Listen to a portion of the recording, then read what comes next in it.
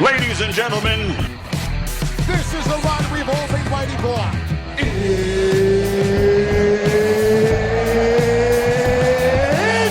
good night, freaking Irene! let's get ready to rumble! Time! And knows how to knock people the fire truck out.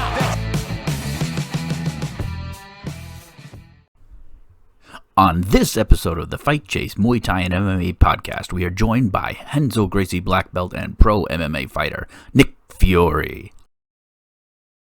So, anyways, Nick Fiore, let's just get right into it, man. So, how old are you now? 22? 23. You turned 23 in December. Okay, so you're 23. You're already a Jiu-Jitsu black belt, already a professional MMA fighter, and so what we like to do, all the guests, is kind of just get where did the initial martial arts journey start? What sparked it? I mean, fuck, with you, it could have been Power Rangers or something. I mean, I don't know. I don't know, man. I always liked, I don't know, just, movies and stuff. I always liked fighting in, all its forms. And I always wanted to do martial arts. And when I was quite young, I took a karate class or a couple taekwondo classes or something. But even as a little kid, I was I understood that what they were showing, what they show in a regular kids class wasn't practical. I wanted to learn how to actually fight. I wanted to spar even as a kid. So then I ended up moving to New Hampshire from Massachusetts.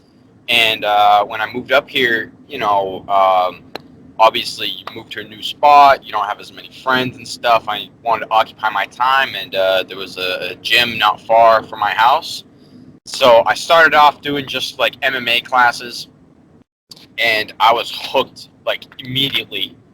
I wanted to be there as much as I possibly could. I did just the MMA classes for probably about a month, maybe two. How old were you? How old were you at that point when you started? I started just before I turned 13. So this is something this is something that comes up that us older people talk about. Is you're part of the generation that was able to start with MMA? Yes. I kind of started with MMA, but I as a generation, I was inspired more. I wanted to do karate and stuff like that when I was younger. We just didn't have the money to do that stuff. But we came up at a point where MMA didn't exist yet as something to compete in or to train. So you're one of the generation that is able to get into a gym that trains MMA and that puts everything together. So at 13 years old, you discover MMA. Yes. All right, go ahead. Yeah, man, it was great. And even then, dude, I was 13, 14 years old, sparring, moving around and grappling with amateurs and professional fighters, and then, so, like I said, probably about after a month or two of doing the MMA classes, I started going upstairs and doing Jiu-Jitsu as well. Mostly in the gi, and we would grapple still in MMA class, but yeah, man, it ended up being pretty long nights. I would, thinking back through my whole, childhood, or going through my teen years more, I passed up a lot of opportunities to go to parties and hang out with people and stuff like that, because I was just, I don't know. Like I said, since I was hooked from so early into the journey, I don't know. I feel like it's it was almost like a no-brainer. I just felt like I wanted to be dedicated. It was very. It drew me in a lot. It didn't take a lot of effort to get in there. What was so at that young of an age, and it draws you in? What was the goal? What did you see that you wanted to do with it? Well, I mean, always the obviously the UFC was always like the, that was what I was like, man, this is the real thing, man. So that's what, I was kind of thinking, but I was also like, because at the beginning I wasn't like, totally set on just being an MMA fighter. I pretty much just made the decision that I was like, I want to make this my life, like training, teaching, kind of all of it. I just wanted to be around it all the time. And so the goal from even a young age was get as good as possible, experience as much as possible, fight, compete in grappling tournaments, and I don't know. I wanted to just be legitimate, and then take all that experience and open up a gym eventually, and pass it along. And I feel like that's a lot of people's kind of journey with it. But yeah, no, I kind of just figured that out early on. And that I was very fortunate to do that, which is why now I'm 23 years old and a black belt in jiu-jitsu, and I've got some fights under my belt. But even now, I mean, it's been like 10 years, and I still feel like I'm at the very beginning, even though I've crossed so many bridges. I still feel like I've done a fraction of what I would like to do. In my overall career. So what is your progression kind of like age-wise with your jiu-jitsu belts? I was at each belt for probably around 2 years. And when did you go to blue? So you went to blue at like 15, or? Yes. Yeah. So because I know some places it's like you have to be 16, but I guess there was some distinction where they said it could be the same year that you turn 16. Mm-hmm. Basically, my birthday's in December, so I turned 15 in December, and then come January, it's technically the calendar year I turned 16. So they essentially gave me my blue belt like that month. Gotcha. Oh, see, that makes sense. Yes. And so you're in the gym, and especially that gym, more than anyone that I know of. So I mean, so you fell in love with the jiu-jitsu. Did you ever veer, like I guess I kind of know you did, but veer more towards just jiu-jitsu and less towards the MMA striking aspect? And again, I know a little more of the story, so but yeah. So I mean, I don't know. I loved them both always. But I feel like I had more training partners over the years, like more experienced people in the grappling fields. Still was surrounded by pretty good strikers, but I don't know. I was just kind of like drawn into the grappling because there's so much to it. And I was still, striking the whole time. I was doing both. But then, I kind of took the idea was that I was going to do as many like jiu-jitsu tournaments as I could while I was young, so that I would get used to competition. So then when I was ready to do MMA fights, then I would be a little bit better at dealing with the nerves and stuff like that. So it kind of just worked out like that.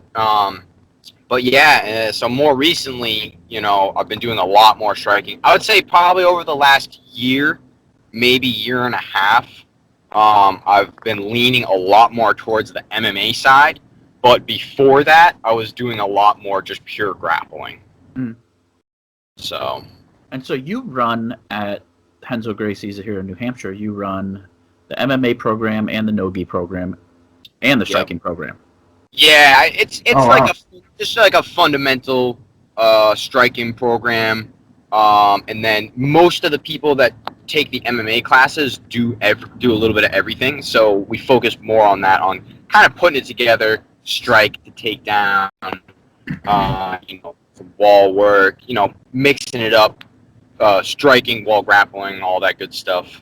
And then, I've been doing a lot of cross training as well. Because, I mean, just like anybody else, I'm teaching classes, but I'm also definitely a student, man. I'm learning new stuff all the time. Yeah. So I'm thankfully able to work with some top level guys on a pretty regular basis. In Rob Font and Calvin Cater and those guys, the New England Cartel crew.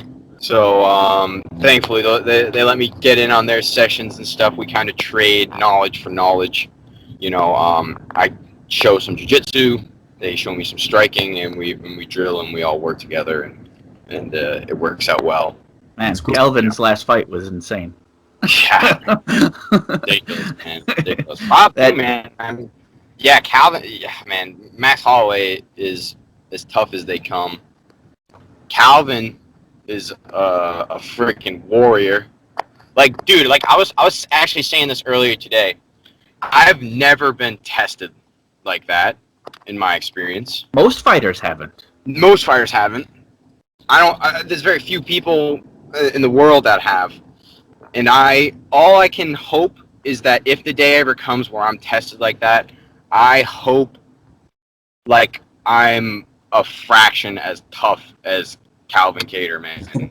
I mean, you heard they were saying, why isn't the corner, just throwing the towel and I get it, because you don't want to, you're not going to win that fight, like, but as a fighter, I'm sure you're like, he never went down, so you're like, how are you going to give up the fight? Obviously, you're going to lose, but then all of a sudden, your corners and your trainers are trying to look out for your health and your longevity, because you're taking nothing but damage.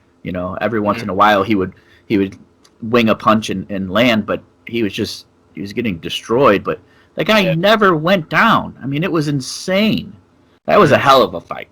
Yeah, man, it was crazy, and it's always a bummer to lose a fight. But it happens. It happens to everybody. It's just part of it, obviously. And I think Calvin, like, I don't know. I feel like he gained a lot of fans. He gained a lot of respect. Oh yeah. Even more than he had, and he's already a very reputable guy. But yeah, man. It's good. It's good that everybody is giving him that respect that he definitely deserves. After that battle, and it's like, I think you can't put a price on experience, and to go 5 rounds with Max Holloway that's a crazy experience, man. To go 5 rounds is not only gonna get better. Down. It doesn't even make a difference for him, man. He's just gonna keep getting better. Oh yeah, yeah, definitely. So when I started at Renzo's teaching, and I met you, it's funny. It's like, I went in to teach a class. You were doing the gi class. I don't remember if you were teaching that night out in Exeter. And I hadn't even met you yet. And you were like, and Nick comes up, he's like, you want to roll? I'm like, I didn't bring a gi. He's like, we'll roll no gi. I'm like, all right, cool. And I mean, I rolled with high-level guys, at Vanderlei's, we had fighters. I rolled with Kurt. Kurt's always kicked the shit out of me no matter what. And it was like, every time you know how it is if you have a training partner, is you learn kind of what they do. Well, obviously, Kurt would learn my defense to whatever the fuck he was doing and then switch it. I don't know if you still there, Nick?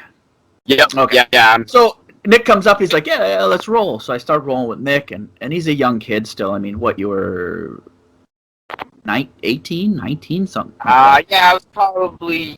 let me think about that. Yeah, I was probably 18. So an 18-year-old, and I'm a seasoned blue belt. Like, I've trained with all these fucking people, and I slap hands, and he fucking wads me up, and I'm like, holy shit, And it's not like, because you don't underestimate somebody in jiu-jitsu, but you also don't really think that somebody's just gonna blow you away. Like, if you've been training long enough, you don't feel like, because I actually had already trained with Tim for a while, like when I was on vacation up here. So I trained with Tim, and he was another really good purple belt. And then I was thinking, okay, these guys are good. Like, that's what I liked. I mean, it was good jiu-jitsu. It was similar to what we had at Vanderlei's, good pressure, all that. And, yeah, Nick just fucked me up. And I was like, oh, shit, this kid is legit as hell. And then for a while, we didn't get to train together. You had, you were teaching classes opposite of me. And, I had the classes at the opposite locations and things like that. So I had the whole, was trying to revamp the whole Muay Thai program and all that shit. And then when I started training with you, in stand-up and started helping you with your striking, I was like, holy fuck, the kid's like, he gets anything that I say. And then I started watching how you would train jiu-jitsu, and everybody, I was like, damn, I said, anything I show Nick, he can teach it within like the second time I show it to him. Mm-hmm. He processes this. It's just a different way to process things. Mm-hmm. And it's kind of like, I mean, I wish I was that way with martial arts. I'm not. It takes me a million times. But with cars, I know all about Lamborghinis and Ferraris. I know all these things, these intricate things, because it's a passion. And, I worked on them. And so it was like I knew how to do all this stuff. And so I got obsessed with it. And is that kind of... You've told me before that, like, in school, you didn't really give a shit about, like, shit that was going on. But you had... Once you got into martial arts, you really excelled. And, I mean... I know kids. Kurt and I trained with. Remember the family that we trained with, Kurt, with the young boys that the dad pulled them out of school. Oh yeah. So we trained with these two boys.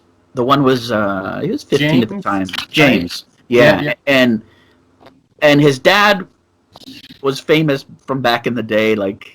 It is a weird story. And we would train with him. But they would travel all around. Like, they would travel. And this kid would get to train with elite level athletes all the time. And he was really good. But you still, like, I don't know that he absorbed the knowledge the same way that you do. And it's really a very unique thing. And I don't know if you can pinpoint how you do it. But it's like... You can break a move down to someone that has no concept of how that move works. So you and that you get that a lot from coaching, because once I started coaching, my stand-up excelled, and I understood so much more, so much balance and striking and all that stuff. So I mean, like, what is it that helps you be able to retain this knowledge and to be able to excel the way that you have? I mean, like I said, 23, you're a black belt. That's a fucking accomplishment. We always say, you could you get your black belt quicker than or it takes longer to become a doctor. But you couldn't even be a doctor at 22, Yeah. So, like, what is it that gets you hyper focused that you're able to do that? I feel like just interest. If you're thinking about something all the time, surrounded by something all the time, it comes a little more naturally. But I feel like I was always a good, like, visual learner. I always understood, like, mechanical things well. Whereas I was always a very bad, like, auditory learner. So, for example, if you were to give me directions, if you're like, all right, go down to South Street and take a left until you're at, whatever, and then, like, I would probably lose you at, like, step 2 or 3. I know. I've had you come to the house before. What's that? I had you come to the house before, and it's only 2 turns. I'm the same exact way. I'm horrible at directions. If I don't see the path, I just hear it. Like, the same exact way. That makes sense. That's why school was really hard. Because it's a lot of talking and retaining that way.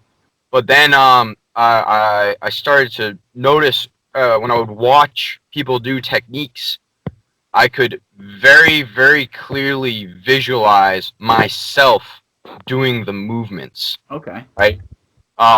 So then I would, like, even see somebody do a technique without drilling it once.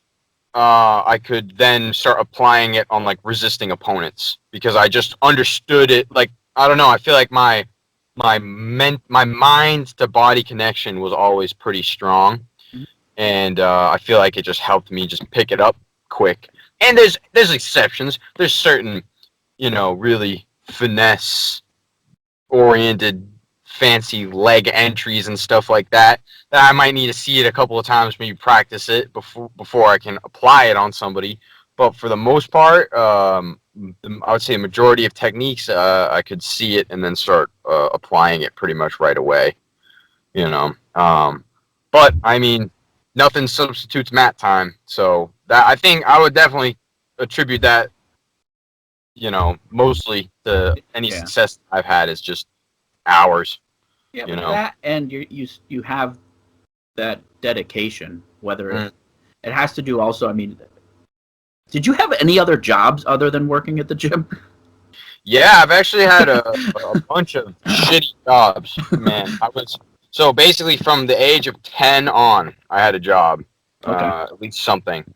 I was like a paper boy when I was really young, and then I would I would do like just various labor jobs from, raking somebody's yard to, actually helping on like doing like labor on like a construction site, and then, my dad owned a paintball field and I was working there. I was reffing paintball and stuff like that and, still training. But, I don't know. I always had a job ever since I got my first one. It was like just one to the next, always busy. But now I've been teaching for, let me think. I started teaching full time, like pretty much right out of high school. So, the last like 5 years. Oh, wow.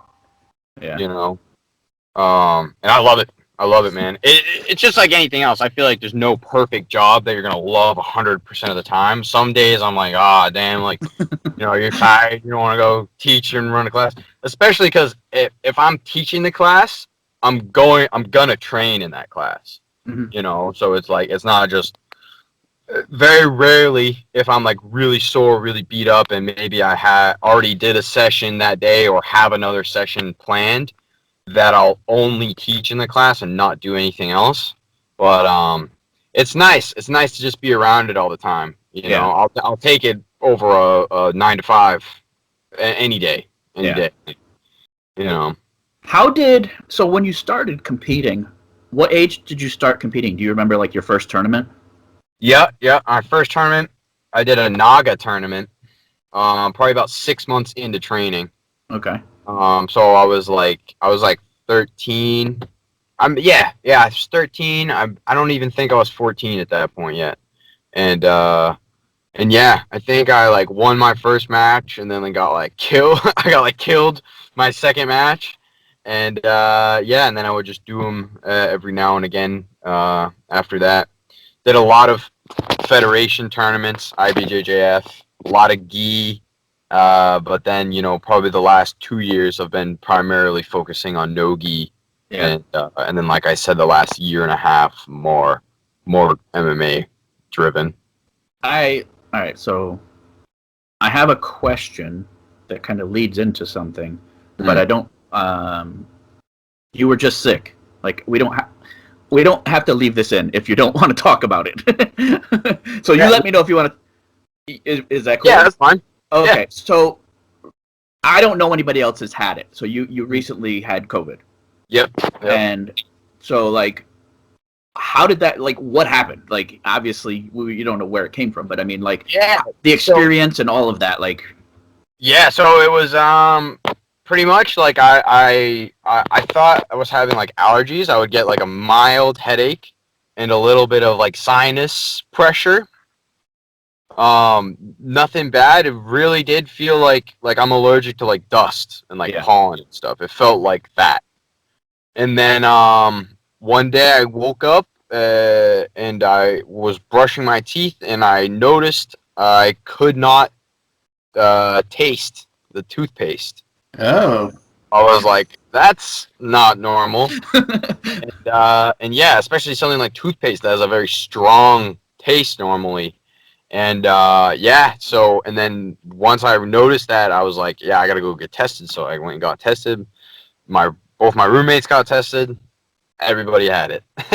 So Wow. that's why we were like, I don't know if I gave it to them, they gave it to me, or whatever. But we quarantined 10 days. That sucked because it's like after training and training all the time, multiple times a day, nonstop. And then it's like, all right, now do nothing for 10 days. You know, I was still like, I'll go for you know, a walk or whatever, like, you know, just doing stuff to stay moving. But you know, that was definitely the worst part in my opinion, was having to sit around. And then also I would, you know, get sort of reoccurring headaches like daily for a little bit, but it was nothing like drastic. You know, if I honestly, if I could still taste, I literally would have thought nothing of it, because I have a history of headaches, and it's not uncommon for me to get them every once in a while. Yeah. So, you know, then you just, you know. Well, that's and this kind of attributes, I think, to going to what everybody's talking about. We'll get back to the normal shit, but it popped in my mind, and I haven't talked to anybody personally that have it. Is healthy people, this is kind of how it affects them. Yeah, man, it's hearing different things from different people. Like, for example, like within my household, we had different symptoms. Mm-hmm. So, like, me and my girlfriend were the only ones that couldn't taste anything, but my roommates could taste and smell fine. You know, I think I was getting more headaches. They were getting more lethargic. You know, it was like similar symptoms, but it's not exactly the same for everybody. And that's what I thought was weird, how it's like we're in the same house, so we're not having different like strain. You know, there's like different strains of, you know, the virus. You know, I guess it does just affect the person differently depending on your immune system and your biological makeup. You know. So it is weird. It's weird times, man. It's bizarre. I mean, you train nonstop, so you're in good shape. I know your girlfriend trains all the time. She's in good shape. Like, if we didn't have a name for it, would you just think you got sick? Yeah, dude. Like, I got way sicker a few months ago. I got the sickest I'd ever been in my entire life. Oh wow. And yeah, man, it was bad. And it was not COVID. They didn't even like give me like a name of anything. They were like, yeah, you just have like a kind of generic virus. They're like, we don't even, you know, it was like, but then I get COVID where I have to quarantine and stuff like that. And it was like I said, it felt like I had like allergies. That was part of what made the quarantine so weird. Is it's like you're in this like quarantine, you're locked down, you can't leave the house, but like you're not even that sick. Gotcha. You just feel kind of crappy, but like not that bad, you know. So it is again strange times, you know. So what did they tell you to do? It's going to be like after, like, if at any point people start getting more like COVID vaccines and stuff, and it kind of dies down, everything starts opening up more. Like, are we going to do this every time, like, something new pops up?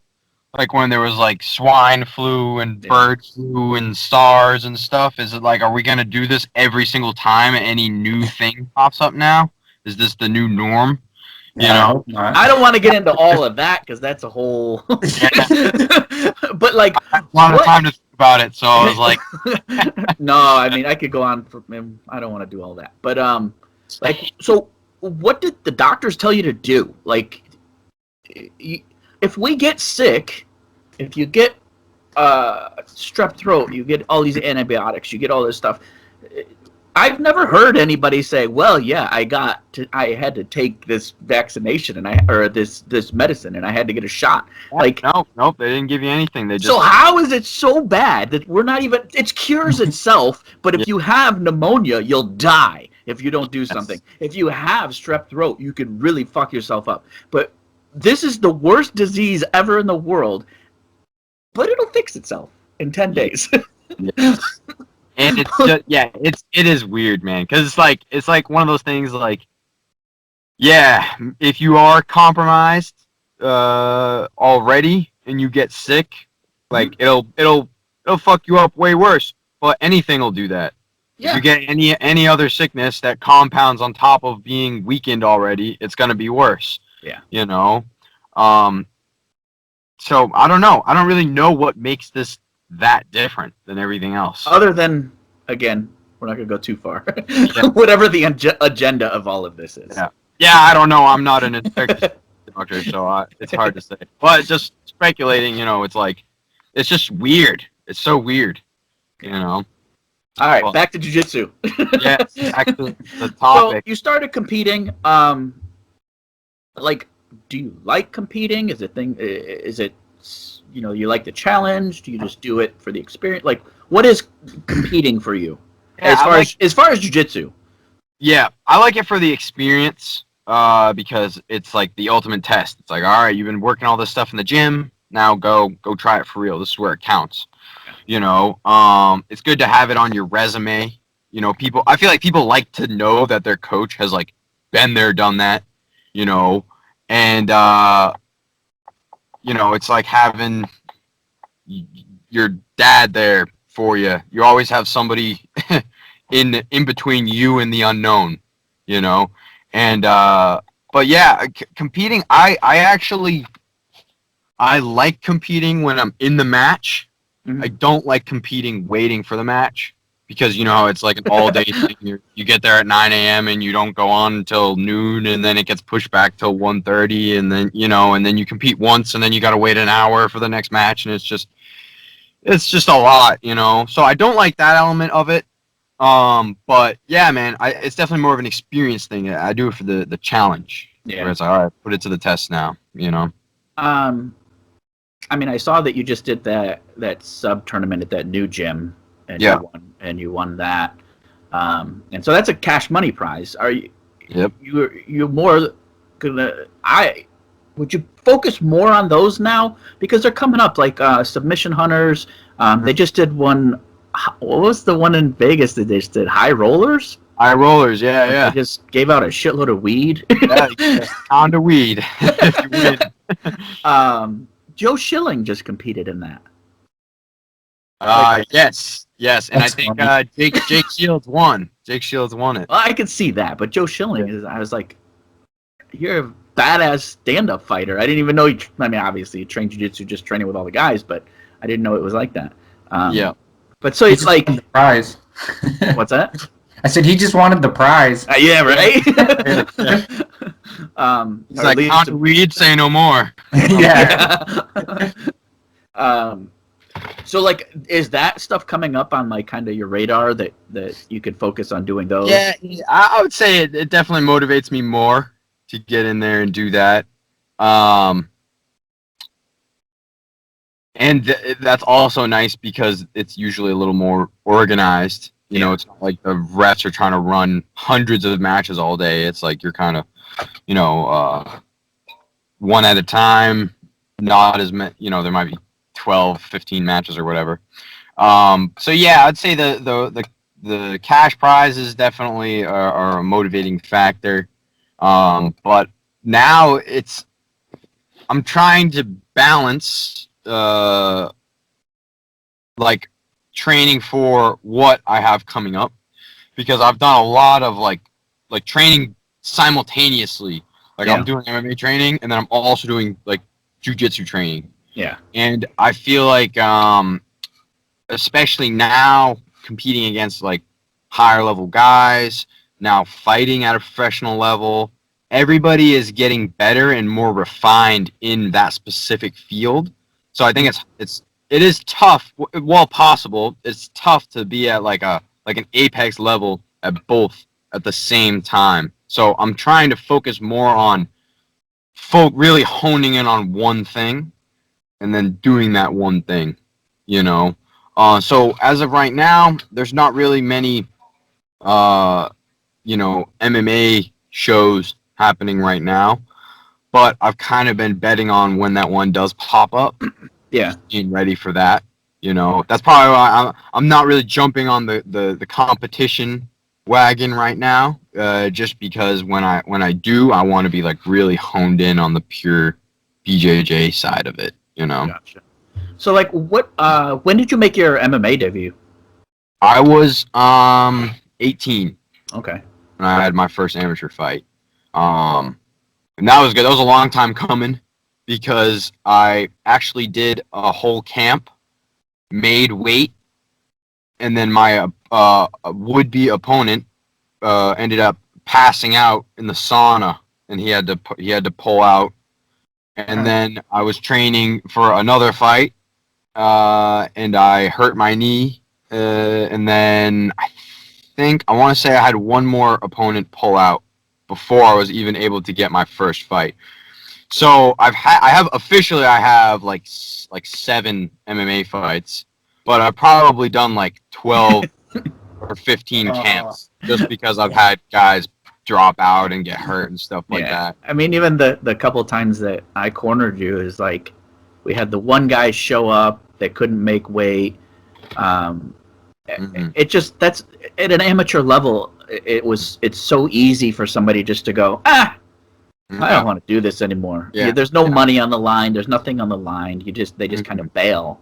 So hopefully now that you've had your professional fights, it'll be a lot easier. Like injuries happen, but you don't have people just going, screw it. I don't feel like cutting the rest of this. There's no motivation to make it in there. Yes, definitely. I remember sitting at one fight. Do you remember the fight where the guy called in and he was still like 15 pounds over or something at the weigh-ins?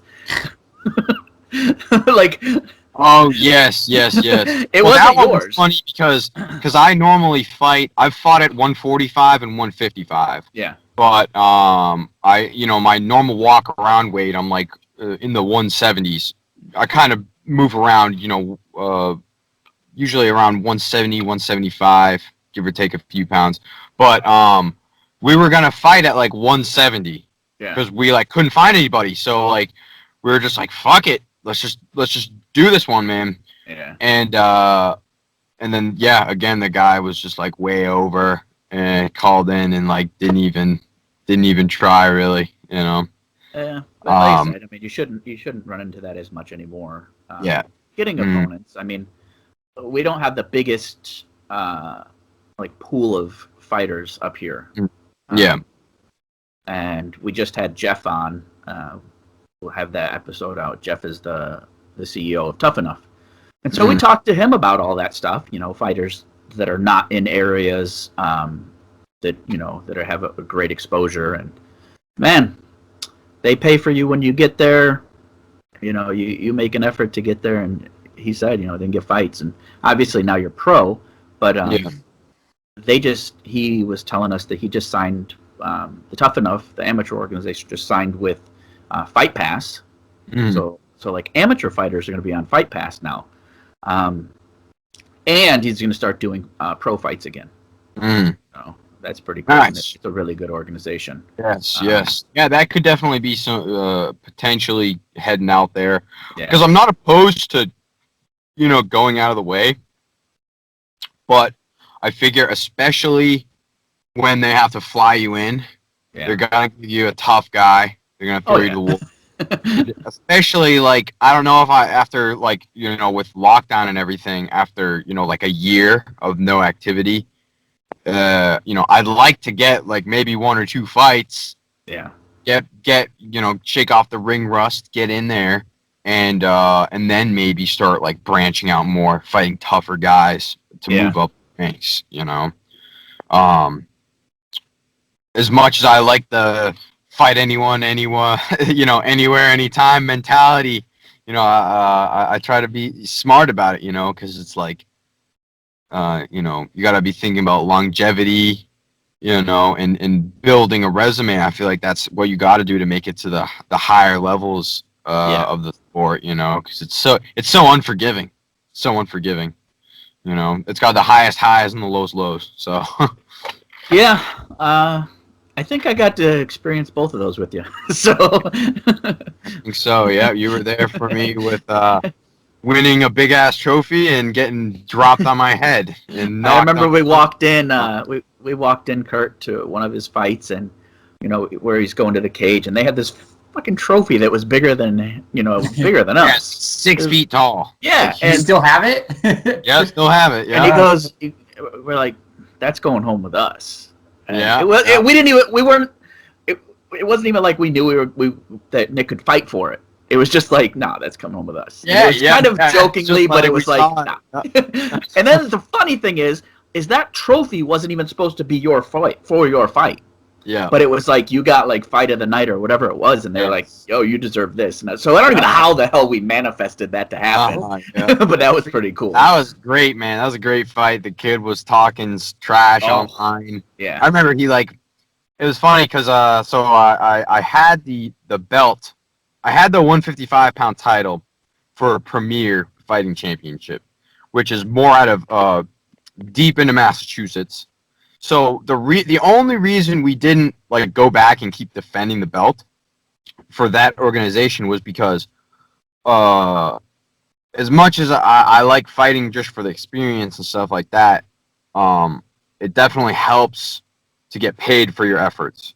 Because even as an amateur, like I'm not training. I wasn't training like an amateur. Like I was training all the time, And so as an amateur, we were only getting paid from selling tickets.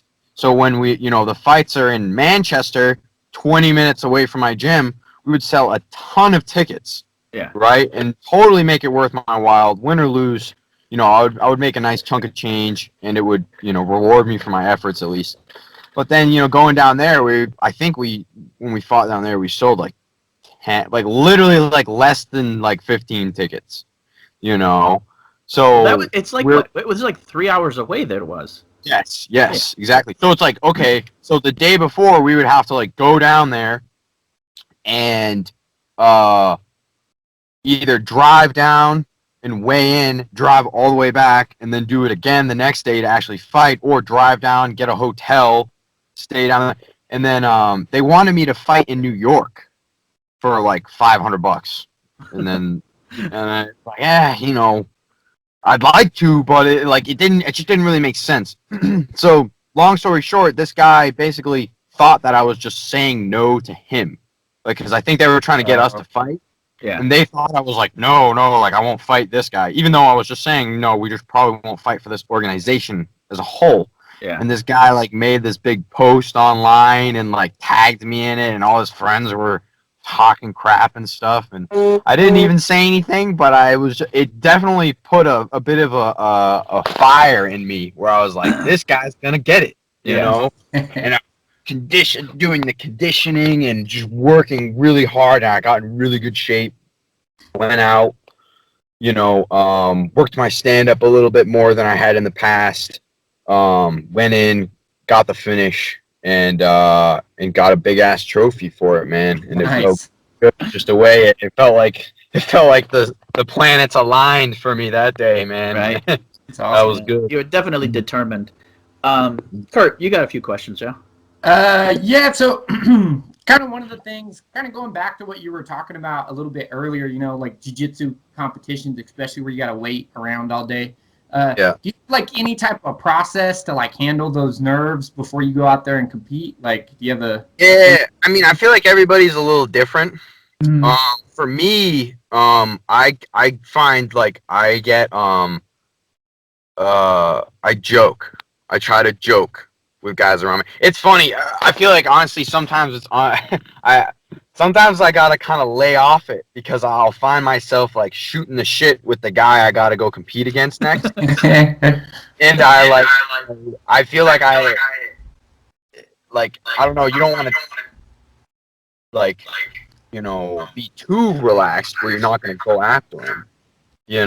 But I feel like for me that always helped, joking with the people just nearest to me and kind of being like present, just not being in your head too much, and then just kind of leaning on all those hours.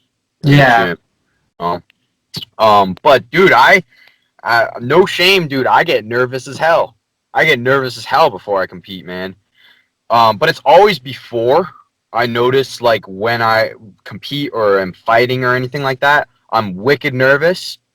You know, you walk out, you're nervous, and then as soon as you, like, are, like, in it, okay, go, the nerves would go away because now you're actually, like, in control of the situation. You're not just like, oh, what if this happens? What if that happens? Oh, man, you know, you're not thinking about all that stuff anymore. You're just worried about what's in front of you, you know? So, yeah, that's kind of my process. I'm joking. I'm trying to be cool, and then I just got to get there, and then I'm fine once I'm actually in it, you know? Yeah, I'm the exact same way. Like, once I get out there, I'm good. But before, like, yeah, I experience those nerves. I think, yeah, that's real important, too, you know, having the right people around you. Because, like, sometimes you get that guy or, like, somebody that's not used to that experience asking you all kinds of questions, and you're just like, please, shut up. Yes, just let me zone in, you know? Yeah, man, absolutely. And a lot of times, especially if I do a local tournament too, I'm most of the time coaching other people. Mhm. So I feel like that kind of also helps the nerves because, you know, I like the camaraderie. Everybody's kind of there together. Yeah. Everybody's in the same boat. Everybody's nervous.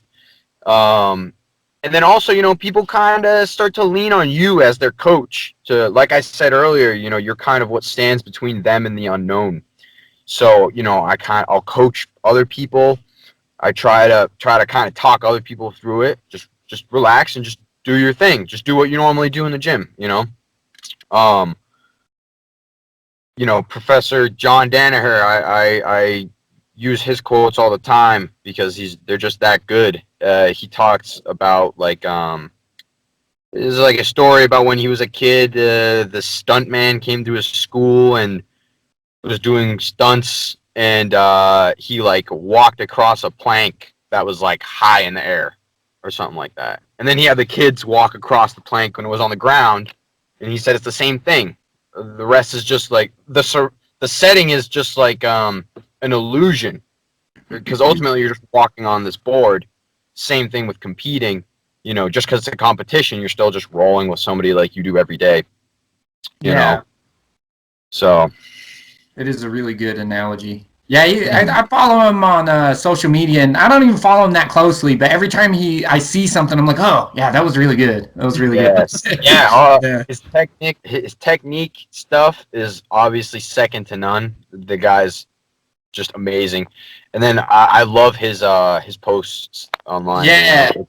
Like this well thought out like bit of insight that I feel like sometimes I read some of his stuff and I feel like I got like better. Yeah.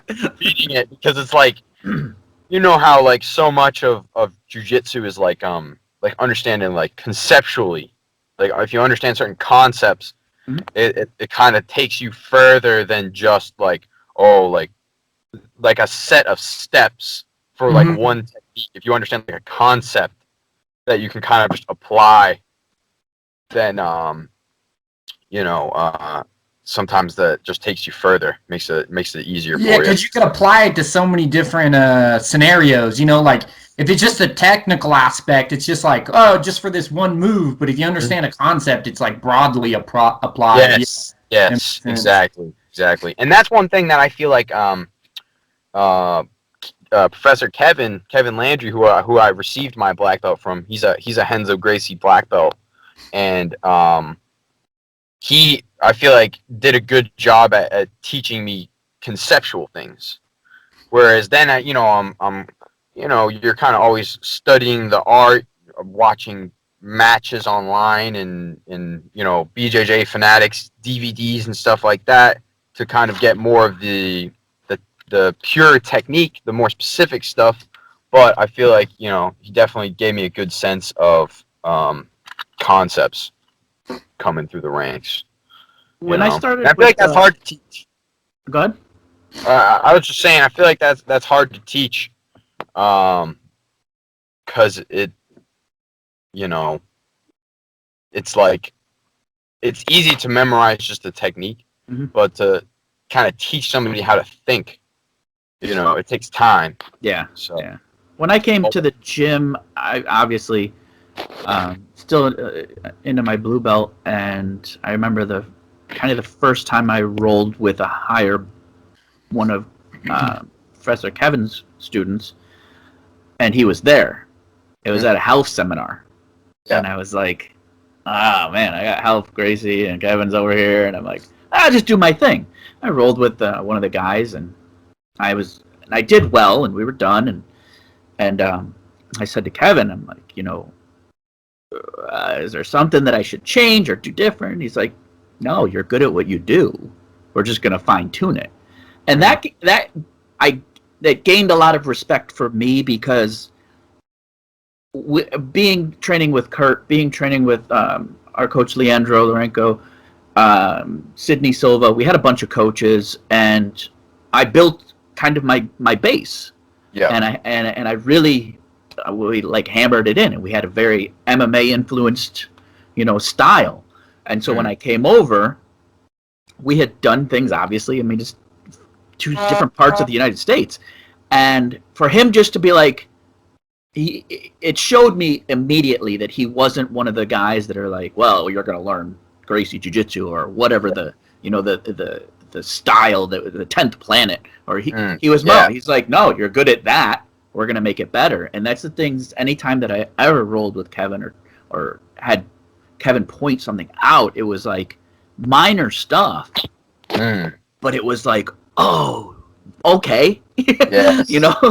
Don't do this there, do this. And that's how he always taught. And I would come into class when I would teach and, do the stand-up, and I would listen to him talk, and it was always just minor things. And it's funny because you teach the exact same way, and it's a very unique, precise way to teach. But like you were saying, you have to be able to teach people the concepts. It's like anytime I do something, because I have my set of things that I go to, that work for me 90% of the time, and people are like, well, I'll do something or unorthodox, and they'll be like, oh, how'd you do that? And I'm like, I kind of don't know. And they'll be like, what do you mean? I'm like, because I understand how your body works and doesn't work. I understand that your arm only goes so far. If I put pressure on it, you'll probably tap because you don't know exactly what's going on either. Same like when we started, at the gym here started really getting into leg locks, man, we had ADCC world champion that was our coach, that when he came in, he's like, everybody's learning heel hooks at Vanderleys. And we were like, what?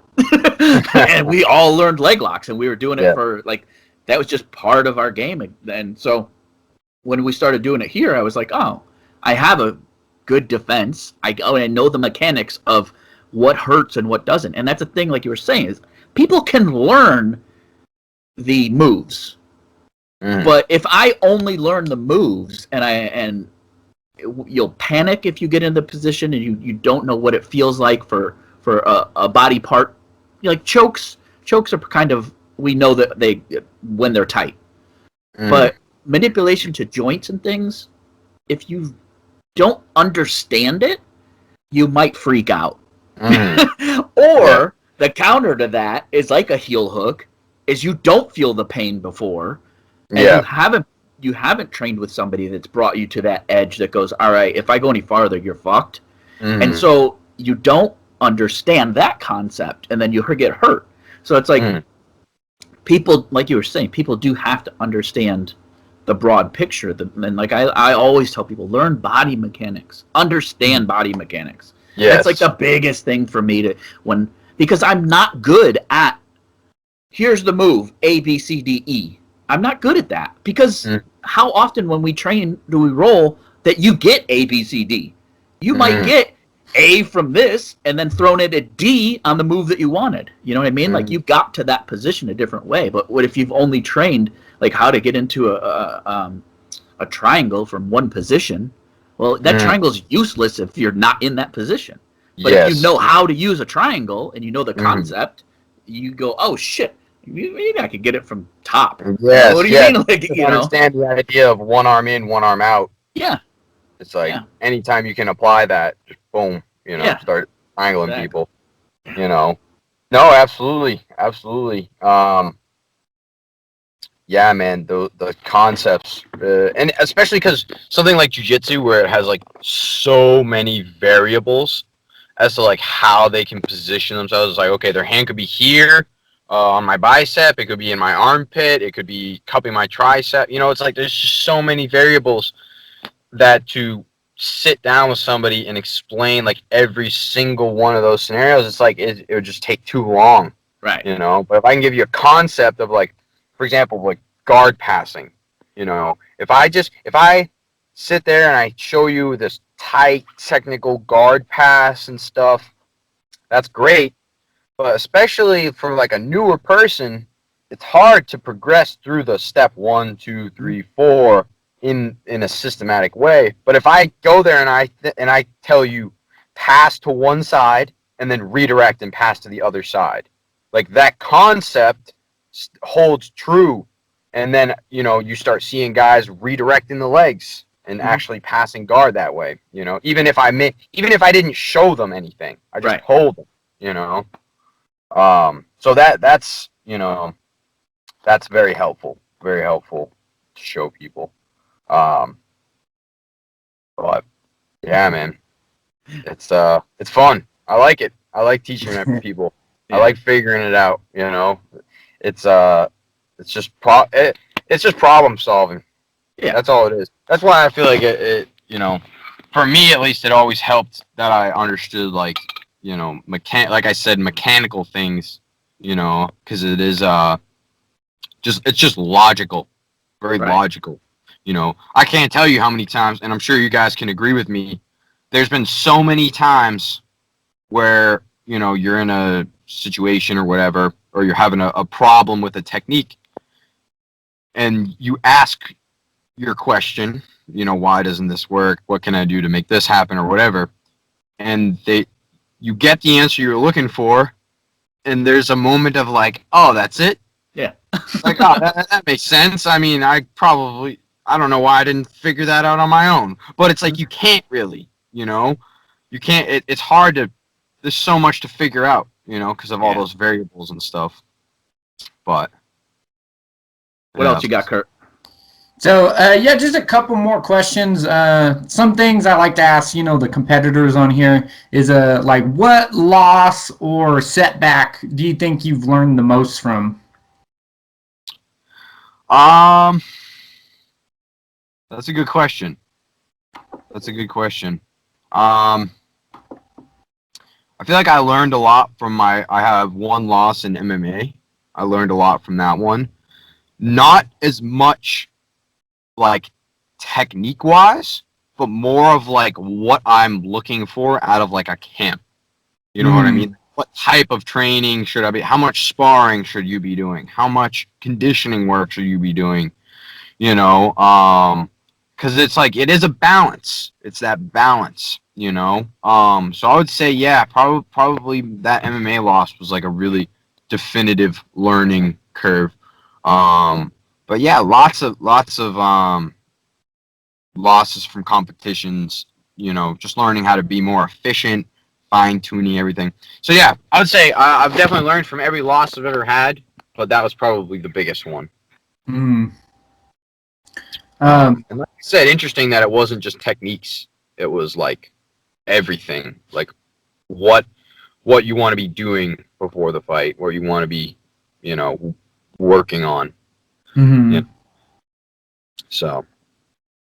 I guess kind of related to the last question, especially because you started out, you know, so young. Like, what kind of advice would you give somebody that, I mean, like, would be in your shoes, like that same age, like they're trying to come up? Like, what kind of advice would you give them, you know, if they were trying to pursue a career in jiu-jitsu or MMA or whatever? Just persistence, man. Because it's like, I've had plenty of people come in and tell me they're going to be an MMA fighter. They're going to be champion of the world. And I'll never shoot anybody down. Like, show me you're going to do it. And like, dude, I'm there with you 100% of the time. But I never judge anybody off of like that interaction. I only go off of if I see you there often, I see you just trying, just the attempt. You don't have to be good, but if I just see you in there a lot, like that speaks so much more than just you coming in when you're all motivated and being like, oh yeah, I'm gonna be the champ. But it's like that is motivation talking. You will not be motivated for 10 years. It won't happen. Right? But if you are disciplined and persistent, that's like a long run strategy in my experience, at least. Yeah, that's very true. I get guys coming in all the time and they're like, well, how soon could I fight? Well, like in my head, I don't say anything, but I'm like, that's the wrong question to ask. Yes. It's like, come in here and like train consistently for a while and then start thinking about that. But yeah, I'm sure you get it all the time too. Like people come in and they're like, when can I fight? It's like, well, thank you once again like, for listening. If you're still saying this after you train, Fight Chase. Yeah. Like I don't know, man. I feel like you people have like an expectation that you're gonna be like, YouTube, like that's my Facebook, criteria. You train for 6 months, I'll get you in the ring. It's like, dude, nah, man. There's so much to this, and it's like, for one, you're repping the gym. You can support us for right? You're representing my establishment. So you're not just gonna throw anybody in there. And also, like, if you wanna train for a week and go to a jiu-jitsu tournament, fine, go do it. But a fucking MMA fight is a real fight, man. There are legitimate consequences. There are physical consequences to not being prepared for something like that. So yeah, man, my advice for anybody looking to get into it, get in. Don't even worry about, don't even worry about how you do against your teammates and stuff. Just worry about if you learn one thing every day, just one thing, even if it's a very small detail. You just pick up one thing every day, and it's just think about the long run. Think about once you start training, you're never gonna stop training. Because I feel like those people that come in and they're like motivated, it's just within like they're thinking short span. They think I'm gonna come in, train for a year, get signed to the UFC, and be the champ by the next, and then I'm gonna retire. It's like that's just not how it ends up, man. That's just not how it ends up. So plan for the long run, plan to train forever, until the day your body gives out, and then even when that happens, your mind is still there to pass it on. Yeah, keep it alive.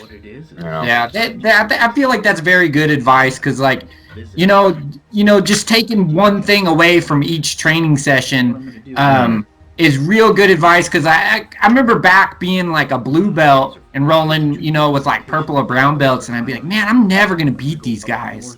I'd always be thinking of that, but at the same time, I'd be like, oh, I made a little improvement here, a little improvement there, and then like years down the road, like actually, was able to submit those guys and, surpass them a little bit. And, it was just because, I was just taking small little pieces at a time, and then over a long period of time, they all added up. So, Yep, absolutely. It's like a drop of water a day, and then eventually you'll fill the bucket, and that's the only real true gauge of progression, because you can't go based off of how you do with your training partners, because everybody's progressing at like relatively around the same rate. You training with each other on a regular basis, so you kind of all know what you're looking for generally, so I feel like the only true gauge of progression is just you versus yourself. So I always like coming up the ranks, and even to this day, because if I feel like I ever like plateau, I get like antsy. I almost get kind of anxious, where I'm like, oh man, this is not what I'm looking for. And I feel like if I can just ask a student any given day, what did you learn today? If you can give me one answer, literally just one answer, that's good. Boom. You trained today. You learned one thing, you got better. And it's really as simple as that. And then you just put it over the long run, like I said. Plan to do it forever. Because you'll never reach a point of, okay, I'm done. Like, my jiu-jitsu is perfect now. I am unbeatable. You know, it's just like, if you know, even if you do reach a high level, like, you can be a world champion, but it's like, okay, stop training now, and guess what? There's a guy right behind you, every step of the way. You know, it's so competitive. It's so you know, it's just ruthless. It's ruthless. You know, but it's fun. It's satisfying. It's a worthy endeavor, in my opinion. Yeah. Last question I got for you is, who, like, out of everybody that you compete against, do you have like a favorite opponent, somebody that you can think of that you just really enjoyed competing against? Ethan Krellenstein. He recently got his black belt from John Danaher. We had trained before, because me and one of my main training partners is Placido Santos. If you guys have probably seen him if you watched. He works for BJJ Fanatics. So he's in a lot of like John's instructional DVDs and stuff like that. He's the guy. Yeah, there's all sorts of memes of him getting like strangled and stuff. It's hilarious. But he's one of my main training partners. So when they're in Puerto Rico now, but when they were in New York, we would make trips pretty often from New Hampshire down there to train with those guys. So I had the opportunity I trained with Ethan before, and then I kind of last minute got into one of the Fanatics tournaments, and you know, we were talking before. I like him as a person, and he's like excellent at jiu-jitsu. And we had a really tough match, and we ended up going into, like, it was EBI overtime, so we were starting on each other's backs. So we went into triple overtime, and I barely lost by, I think it was like 12 seconds of ride time, like back control time. And even off that loss, man, I had like a lot of fun. Like, I was in the match, and I was thinking, like, man, this is fun, even though we were like tired as hell. And yeah, man, I that was yeah, to answer that question, I would definitely say Ethan. Oh, cool. Yeah, that's awesome. So, and then also Placido too, because that's how we met. We met at a competition, and then like a few months later, we were training together, and now we train together very, very frequently. So that's it's cool. Awesome. Yeah. Being that you got your black belt at 22 or 21? You got it before I came back. 21, right? Yeah, I was 20. What do you think about that? No, I think I was 22. Okay, so a 22-year-old black belt. We say it all the time that, like, you know, because Muay Thai doesn't have belts and things like that. And a striker can stay motivated. In jiu-jitsu, I mean, you don't have this problem because you have long-term goals, but like in jiu-jitsu, we always say, oh, we're not going, we're not training for the next belt. We don't, belts don't matter. That's after you pass your blue belt, you're like, belts don't matter. Just train. Yeah. We do care. Like, you do care.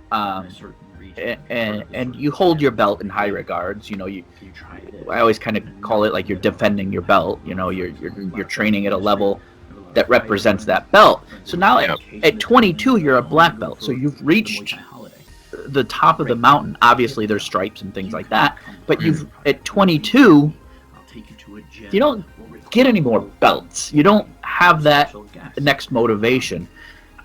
I know that obviously in a grand scheme of things you didn't lose motivation, but what does that do mentally? Because that there's not that apple that you're reaching for. There's not that next accomplishment that's recognized by everyone, like a new belt. Yes. How did that register to you, or? Yeah, I mean, I feel like it's funny, man. I feel like almost like as I progressed through the belts, it started to like matter less. You know, as a blue belt, you're thinking of getting a black belt.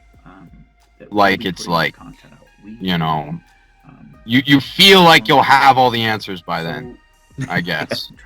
And then the day, you know, I finally got it, and you're like, you know, nothing's really different. So it is, you know, just focusing on just, again, that one thing a day. The one thing a day. As long as I learn one thing every day, then that's all I really care about. Yeah. You know, and the belts, you know, that is very, it's like, I don't know, because people have different intentions. People have different goals, you know, so it's like someone that's like casual, like like what I would consider like a casual black belt, someone that like doesn't compete ever.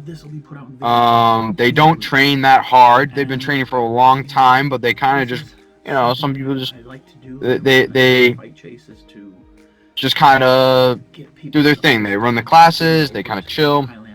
They're not super driven. A lot of those guys end up being like, you know, like a competitive like purple belt would give that guy like a tough run, you know. So the belts start to, you know, I feel like especially after like purple belt, like the belts don't matter as much. But you know, as far as like motivation goes, yeah, I always feel like just being better was always like my driving force for motivation there. Yeah. The belts are nice. It's cool to get the recognition and stuff. It's cool. You know, especially now. The thing that I was always excited for was actually to be called professor, because I always thought that was cool. Man, that's cool. It's like, you know, cooler than like, you know, I don't know. I liked it more than like sensei. Oh yeah. Same thing, you know, but like professor is like, you know. I always thought that was pretty. I had cool. never heard that until I got up here. I had never heard professor. We were always just coaches. Like we had like all of. Yeah. I would say most people call me coach. Most people call me coach, but every once in a while someone will call me professor. I'm like, oh, there it is. Cool. You know. That's what those 10 years before. Yeah. Okay. Yeah. So it's like, yeah, like coach is just coach. Coach could be anybody. Yes. And like I don't care. You can call me Nick. I don't care. I always tell people like whatever. Yeah. You know. We called our coaches. Like in Thailand, you do call him crew Rajan, but that only means coach. Like it means teacher. It doesn't mean lord. You know. Grandmaster. Yeah, it's just kind of you're the teacher. So yeah. Anything else, Kurt? No, I'll hand it over to you. Oh, Nick, have you heard about Gina Carano? No. That she got kicked off of the Mandalorian show? Really? Yeah. Why For some tweets. Oh. But they weren't bad. Did you hear the tweets, Kurt? Yeah, I read them. Like the one they were that just like it was. I can't remember exactly what it was, but wasn't she basically saying like they're trying to divide us politically, like they did the Germans against the Jews? Well, so what it wasn't even. It really, like, because we had Kevin on, and Kevin's views, I guess, are probably pretty aligned to hers. But it wasn't saying this is what they're doing. It was a statement of, you know, that it wasn't the military rounding up the Jews. It was their neighbors. So, and it was that. It wasn't, look, this is what they're doing to us. It was kind of like a statement about the Holocaust, of like, that's what happened.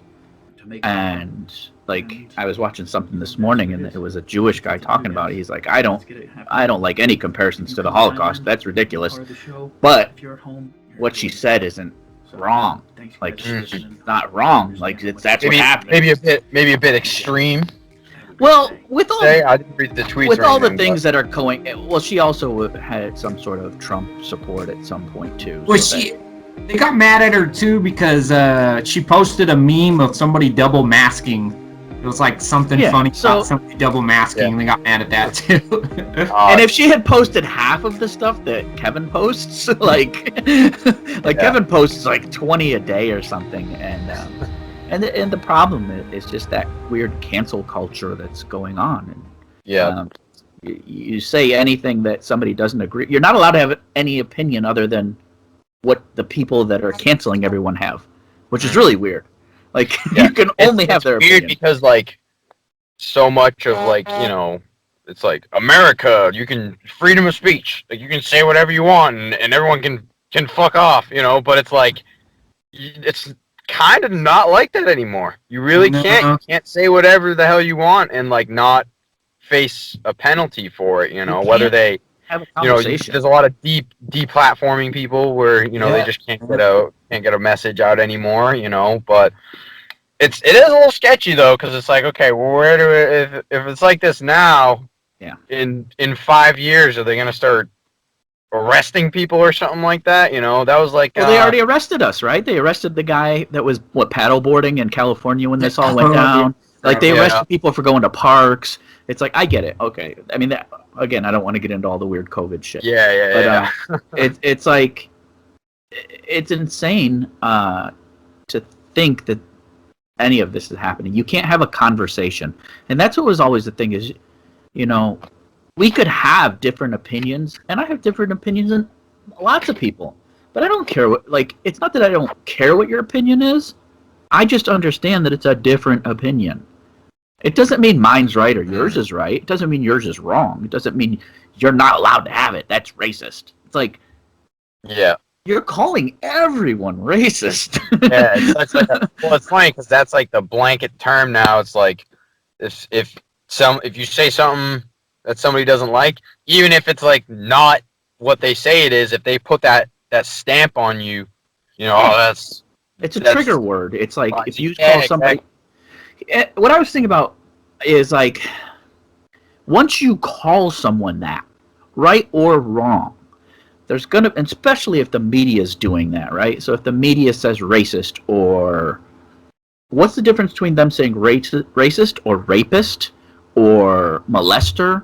All of those things are so bad that if they put it out and 100,000 people hear it, right? The next day they could go, oh, we were just kidding, or that was a mistake. Mm-hmm. All the same 100,000 people aren't going to hear it. Yeah. So you still have people that are like, that guy was a fucking racist or a molester or whatever it was. Like, that guy did that, or that woman did that. Because we don't listen to the same shit every day, or it doesn't pop up in our feed. You know what I mean? So, like, what they're giving us in our feed, it seems like, you know, the funnel down of what they feel is correct. And I don't know why, but that's just... definitely, I don't know, all the media platforms are definitely biased. You know, they're picking sides, and it's like, pretty obvious. It's pretty obvious. I'm ready to leave the country again. So I've been ready for fucking almost 2 years. Back. And so Nat Wonder Girl just got her blue belt in Thailand. DJ Jackson is their coach down in Fairtex now. And we just recorded an episode with him, and he's really working with a lot of the Thais. And that's another thing, is like, Jiu-Jitsu is really catching on in Thailand. Gi Jiu-Jitsu even, which I didn't even think it would be Gi Jiu-Jitsu. It's too hot there for that, man. Like, you will literally lose 10 pounds a session. So that was pretty cool. She got her blue belt. Nice. Yeah, that's awesome. Stamp got her blue belt not long ago, too. So it's pretty cool to see, like, Jiu-Jitsu going over there now. And you know, like, DJs over there, high-level Jiu-Jitsu guys are going over there. So it's pretty cool. Yeah, definitely. You know, it's cool to see the sport growing, you know, all the time. It's evolving too. It's fun to see, like, the sport itself. Like, I remember, like, years ago when, like, you know, you could be a gi guy and then just take the gi off and you would do fine doing no gi. But I feel like now there's, like, a bigger gap. The the style of jiu-jitsu is different now Oh, between gi and no gi. You can't just do gi all the time, take it off, and you'll do fine. No gi, you won't lose everything going back and forth between the two, but I feel like it's kind of two different sports. It's the same sport, but it's different. There's always been a different pace. There's different tools. So it's like it is an offshoot, and then with the popularity of like the sub-only tournaments and things like that too. Yeah, definitely. Yeah, it's bringing a whole different audience also. They have you're getting almost casual viewers to jiu-jitsu, which is insane. Like, how many tournaments did we do that? Kurt and I've been to Worlds a couple times and things like that, and the tournaments are huge. But outside of that tournament, like if we had gone to the fucking Denny's down the street, they don't know what the hell's going on. You know? Yeah. They're like, what are you it's like the janitor of the building gets being held in, and he's like, what the hell is going on here? So it's like we got it in our jiu-jitsu bubble. We're like, damn, this is the best thing in the world. But now that they have people, and there's another thing I talked to DJ about was like the characters that are coming out of jiu-jitsu. To promote the sport, just like a Connor or like a Dave LeDuc or these guys that are just over the top, like Gary, and they're coming out of jiu-jitsu, and it's revolutionizing jiu-jitsu. It's making people have an interest in jiu-jitsu because there's a soap opera-esque aspect of jiu-jitsu now. I hate that guy. Fuck that guy. I'll give you $100,000 if you can submit. Yeah, people that are starting to sort of, like Conor McGregor was obviously the epitome of it, but like people that start to sort of transcend the sport, where it's like they're at a super high level in the sport, and then they, like you said, they become like they're this character that is recognizable outside of that sport. I feel like probably like as far as jiu-jitsu goes, probably like Gordon Ryan is getting there. He's pretty famous at this point in time, I would say, for sure. But obviously Connor, right? Yeah. People like fighting. People like to see some punches getting thrown. So that's pretty cool, and that's kind of the direction that it seems to be going. You see a lot more of those sub-only tournaments for money coming up. That seems to be like the latest trend, and I think it helps a lot too because of all the lockdown shit. Those tournaments have never been big, right? Like the audience-wise, they've always been a pretty small venue. So it's still convenient to put those on, now that we have limited capacities and all that stuff. So that'll be pretty cool. Yeah, definitely. And then with flow grappling, platforms put it out to a lot of people. Yeah, that's pretty cool. Anything you gotta promote or say or anything like that, Nick? I promote your social media, and we will, but you don't ever post shit, so. Yeah, man. Well, the problem with it's funny you say that. The thing about social media is like, I don't know, man. I have a hard time like just keeping up with it. Yeah. Because I feel like if anything good happens, I like tell the people that I like see personally. Yeah. I see them in person. And that's kind of it. But I'll get on it though. I'll get on it more, man. Mark my words. Unfortunately, that's one of the things to be recognized these days. I mean, yeah, you have to have an social online media presence. Yeah, and you get opportunities from it, which is really weird. But I mean, that's just kind of how we consume people these days. Is you have stars that are getting free cars and shit, but they're only like a TikTok star or something weird. Yeah. You get freaking what's that guy? Logan Paul and like Jake Paul and stuff that are just like goofy guys online, and then I mean those guys like they know they're not fighters, but they're gonna fight fighters. It's like you're professional boxing and all that shit, just because you've hyped it up. But you have an audience to draw to make that money. Obviously, don't go that route. But anyways. Have any of you guys seen that documentary Fake Famous? No. The one about Japan? Nah, it's like they get a bunch of people and they basically just buy them a bunch of followers. And like, I think it's like 5 people, and like a couple of them actually become pretty famous, like not being anybody, just like other people see that they have a lot of followers, and then companies start giving them free stuff. So they're like, oh, this guy must know what he's talking about. Yeah. That's what it is. It's so generated. And that's like how they talk about the music industry with plants in the music industry now too. Is they build a character and they put them into a certain aspect of music that they want to have an influence in, and then that character gets popular. They'll buy them a bunch of like followers and things like that. So now they're famous, and then they can promote whatever product that was already the agenda of that person. It's really weird.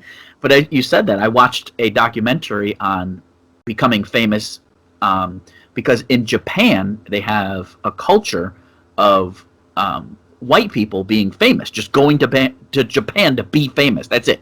Like that's what you go there to do.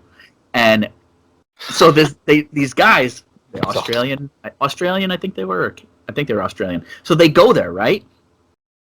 And it's 3 guys, and they pick their dorkiest, like weirdest looking friend, and they're like, "We're gonna make him famous."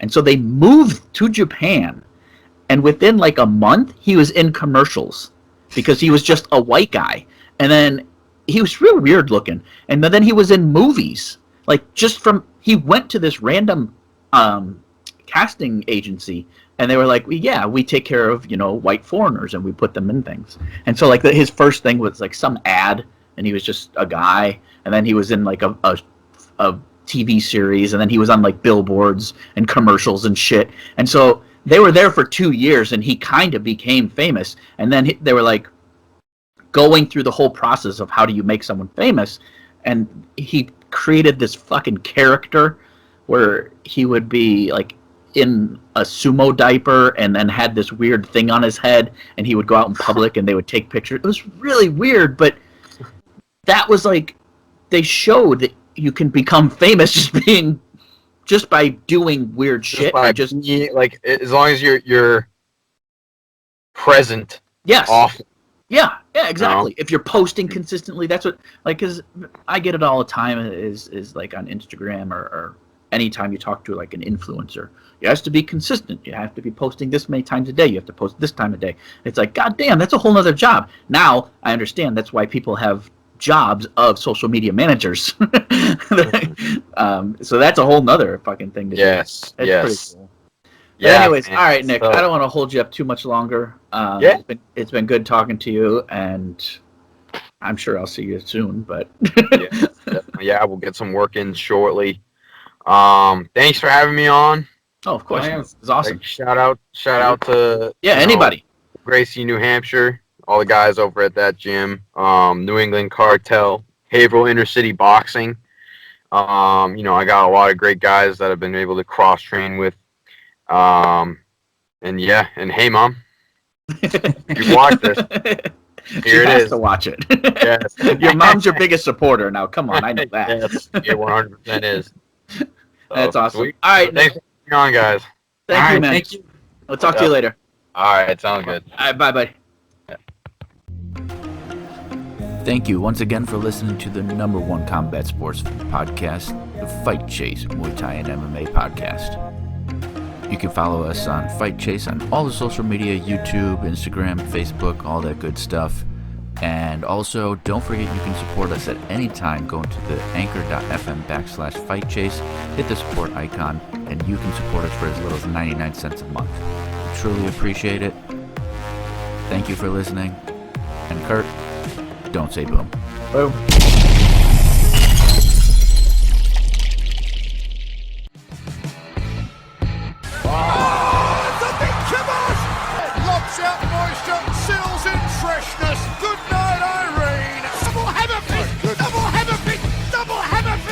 Seconds remaining for a great survival story.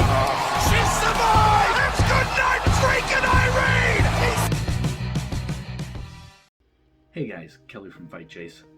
So today what I want to talk to you guys about is Project 52. Project 52 is a new project that I'm going to embark on hopefully July, August type of time when I get back over to Thailand. So most of you have known I left Las Vegas, came to New Hampshire, and then was basically living in Thailand. Came back for some visa stuff to the States, and COVID hit. So now here we are, over a year later, and we're just waiting for the travel restrictions and things like that to kind of ease back so I can get back to Thailand. But today we're talking about Project 52. Project 52 is something that I have dreamt up that I want to do, and I want to do with all of you. And what it is there's 52 weeks in a year, and I'm going to visit 52 gyms in 1 year. So what I'm going to do is one gym a week for 1 year. These are 52 different locations all over Thailand. I want to go up north. I want to visit some gyms that people may have never heard of. There's so many gyms that people have never heard of. So I want to I'll bring you to the big gyms. I'll bring you to the small gyms that maybe no one's ever seen. I'll just do these research and find these gyms and bring you guys to that. So this is a project that obviously I can't do on my own, as far as I'm going to be doing all the recording, all the editing, all of the research, scheduling, traveling, all of this on my own. The only thing that I'm going to need you guys to do, other than enjoy all the content, is the financial part. And if I had the money, honestly, I would just do it on my own. So I've set up a few different things that if somebody wants to help back this and kind of join in on the journey, is we have t-shirts. T-shirts really don't do much as far as put too much in the money.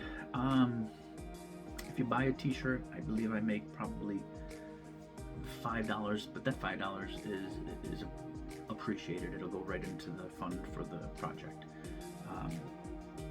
While I'm doing this whole project, I'll be doing writing an ebook on the travel, on the experience, and probably on maybe all the gyms and then section them. I'm not sure exactly how that's going to go.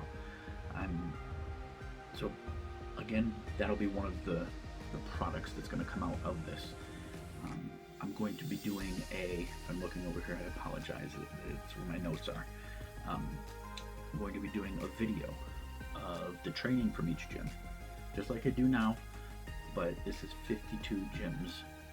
Weekly content will be put up. So if I go to a new gym, you'll have a new video of the gym, kind of a tour of the gym. You'll have a new video of the training at the gym. You'll have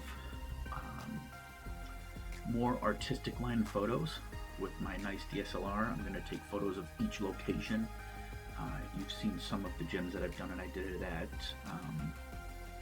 some Arts Gym. I did it at 13 Coins. I've done some at Fairtex, like real nice high resolution, kind of more artsy type photos that people can enjoy, like Instagram looking photos. So you'll have a weekly journey recap. So it'll be me talking about how I got to these places. If you ever travel around Southeast Asia, you sometimes will get into cabs or a bus or a specific kind of vehicle to get somewhere that's not really known to other people. So it's part of the journey. I rode a bus in Cambodia that had no seats. They had bunks, and it was like an overnight bus. And after I rode it, everyone was like, "Oh, it's super dangerous," and I'm like, it wasn't very comfortable either. So like I said, we have the shirts. They're available through fightchase.com, the shop, and it's Project 52 shirts. Obviously, any of the other shirts there, they also will benefit this project because this is where all my money's going to go. I'm going to be doing a Patreon. It's already set up. So the Patreon, you have different levels of support, anywhere from $10 up to, and it's a monthly subscription, so you'd be paying, that amount of money going towards the project monthly. I also want to do a GoFundMe, kind of to get the project known, and you'll be able to donate there. like a one-time thing. The Patreon is an overtime thing, and there's different tiers, and the different tiers give you different things. Like there's a tier that you'll get a t-shirt, there's a tier that your name will be in the credits to all the videos, there's a tier that you're the main sponsor. Then you basically, your brand company, and or if it was an individual person, would be marketed alongside of Fight Chase, as the journey would be brought to you by them. I kind of think of it similar as like if an athlete was sponsored by Nike, they're their main sponsor, and that's who's giving them the financial backing to embark on their journey. So that's kind of the financial steps as far as I have figured out so far. All of these will be set up. Like I said, the Patreon setup. We have Venmo and all that stuff. So if you just wanted to kind of donate a few bucks or something like that, that you could send that over to me, and it goes directly to this fund. This fund isn't going to be used to anything else other than making this 52 gyms in 1 year, 52 weeks, a success. Another thing that we'll be doing as in me, but if you help donate, you're part of this project. You're going to embark on this experience with me. You could even dictate kind of where you want to see next. If I'm in a certain region, if you heard of a certain gym, you're like, hey, can you try this? Another thing that I want to do, I have a lot of friends now. I have a lot of friends in the industry. I have a lot of fighter friends. I have a lot of friends that go on vacation to Thailand. They're like, oh, I'm going to go for the Muay Thai holiday. Great. Hit me up. You can become part of this project. You will be with me. I'll take you to a gym. We'll record the whole thing. You'll be a special guest. I'm going to have some of my friends that are there, athletes, fighters, and things like that, join me on these things. So you'll have a different point of view. You can have me as a trainer from the States, as a enthusiast, my point of view of the gym, and then you could have in the same episode a UFC athlete, their point of view of the gym. So it's going to be kind of like a whole series. I mean, this is 52 weeks. 52 weeks is more than most of your TV shows will put out episodes weekly. That we'll be putting this content out. Me, along with your help. So I'm trying to. Anything else? I apologize. I'm just trying to speak and let you guys know exactly what I'm trying to do. So you've seen a couple of posts that I've had up about Project 52. This is Project 52. Me, back in Thailand. 52 gyms, 52 weeks. Okay? 1 year of training. That's it. Now, you get to watch it. You get to have a say on where we go. You get to enjoy the experience. You get to see the ups and downs. There's going to be possibly injuries and sicknesses, or who knows? It's a crazy adventure. All of this will be put out in video content weekly, and this is something that I like to do. The reason I started Fight Chase is to get people to understand that getting over to like Thailand or wherever your ideal destination is, it's not that hard. When we talk about Thailand, like on the podcast, so I started Fight Chase after a few trips over to Thailand, and Fight Chase was fightchase.com. If you've gone there, that's just my gym reviews, product reviews, where I came from. It's kind of like the epicenter of Fight Chase. And then I started the brand. So we had Fight Chase shop. So that's just where you can get merchandise like this. Ooh, if you know this logo, shame on you. That's okay. I know it too.